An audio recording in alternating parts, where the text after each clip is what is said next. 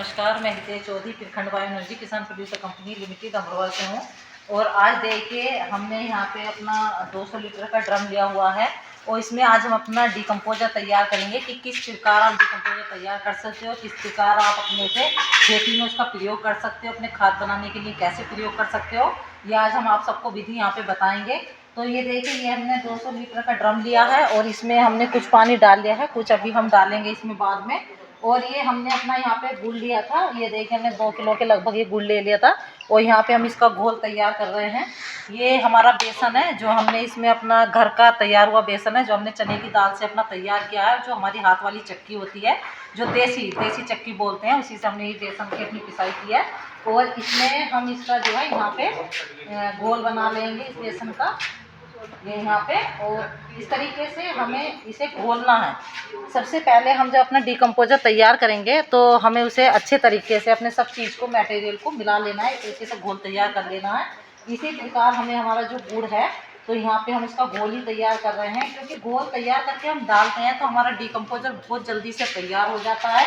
और ये हमारा देखिए डिकम्पोजर कैप्सूल है, ये रहे यहाँ पे देखिए, ये हमारे खुले हुए हैं और ये हमारा पैकेट है जो कि हम इसकी के साथ में अपना इसमें डाल देंगे। तो आपको 200 लीटर के लिए 1 किलोग्राम आपको गुड़ लेना है और 250 ग्राम या आधा किलो आप बेसन ले सकते हो, अपनी सामर्थ्य अनुसार जितना भी आप डाल सकते हो।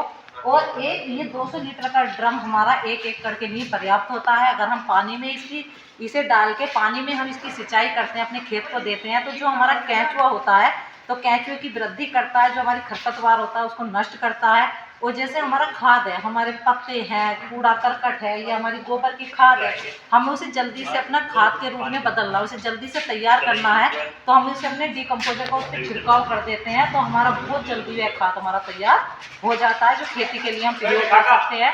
और जैसे किसान भाई गन्ना है, गन्ने की खेती करते हैं, तो उसमें हम मुद्दा जलाते हैं, तो उस मुद्दे को ना जला के जो हमारी वहाँ पे पत्ती है, हमारे गन्ने के अवशेष हैं, तो इसे पानी में इसे जला दें, इसकी सिंचाई कर दें उस खेत में, या पत्ती पे स्प्रे कर दें, तो बहुत जल्दी से वो खाद के रूप में बदल देता है और हमारी भूमि की उर्वरा शक्ति को बढ़ाता है।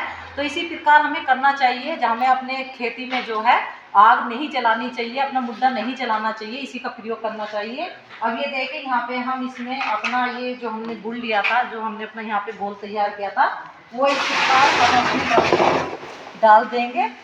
और ये हमारा जो हमने बेसन घोला हुआ है यहाँ पे, ये देखिए आप, इसको भी हम इसमें डाल देते हैं, ये देखिए। और जो हमारे कैप्सूल हैं, ये हमारे कैप्सूल हैं, तो ये कैप्सूल ये देखिए आप, ये हमारे कैप्सूल है इसमें, तो हम इसको खोल के, क्योंकि हमारे अंदर जो गाय का जो गोबर होता है, देसी गाय का, उसमें जो उसके सूक्ष्म जीवाणु होते हैं, उसी से ये डिकम्पोजर हमारा तैयार किया जाता है।